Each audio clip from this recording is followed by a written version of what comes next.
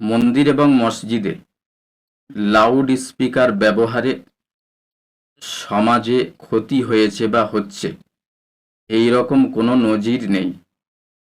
যদি আপনাদের কারো কাছে উহার সুস্পষ্ট প্রমাণ থাকে, আপনারা উপস্থাপন করতে পারেন। বহু বছর আগে থেকে মন্দির এবং মসজিদে মাইকের ব্যবহার হয়ে আসছে। গোটা রাজ্যবাসী এটিকে ধর্মীয় মসলিহাত এবং উত্তম ব্যবস্থা হিসাবে মেনে নিয়েছেন। তাই সনাতন ধর্মের মানুষেরা আপত্তি করেননি, ইসলাম ধর্মের মানুষেরা আপত্তি করেননি। তার কারণ, মন্দির এবং মসজিদের মাইক ব্যবহার হয় সারা দিনরাত, হামেশা হয় না।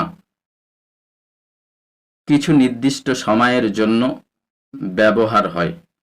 সংবিধানের রীতি অনুযায়ী অঞ্চল এবং এলাকা ভিত্তিক সংবিধানের মধ্যে যে লিমিটেশন উল্লেখ করা আছে, সেই রীতি অনুযায়ী লাউড স্পিকার ব্যবহার করতে হবে।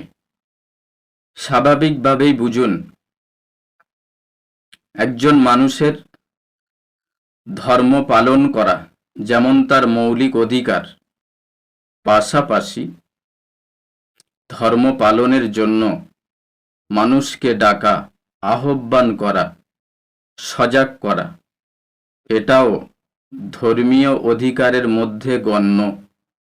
বেশ কিছু জায়গায় দেখতে পাওয়া গেছে মসজিদ এবং মন্দির থেকে মাইক খুলে দেওয়া হচ্ছে।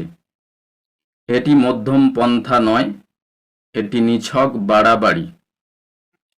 রাজ্যে যারা দায়িত্বে রয়েছেন তাদের অত্যন্ত জরুরি যানবাহনের শব্দ দূষণগুলোকে মুক্ত করা।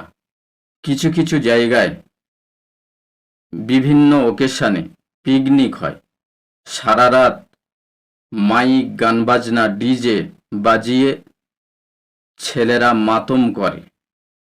এলাকাবাসী অতিষ্ঠ হয়ে যায়। থাকতে পারে ওই এলাকার মধ্যে বয়স্ক মানুষ, অসুস্থ মানুষ, শিশুরা এবং হৃদরোগে আক্রান্ত ব্যক্তি।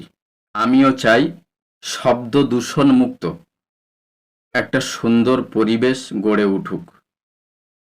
সকলে ভালো থাকবেন, সুস্থ থাকবেন।